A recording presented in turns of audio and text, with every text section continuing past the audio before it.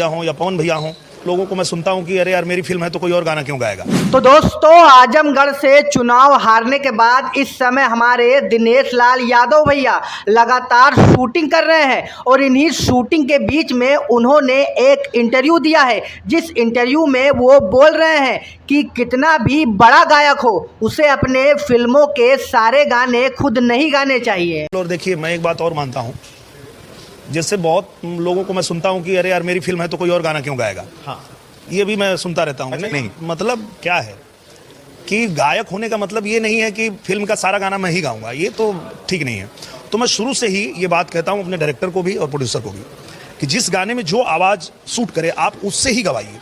कोई folk song है तो मैं गा दूंगा जो जिसका मैं गायक हूँ, और जो नए लोग उभर रहे हैं, आगे बढ़ रहे हैं, उनको मौका दीजिए ताकि वो और आगे आ सके और आगे बढ़ सकें।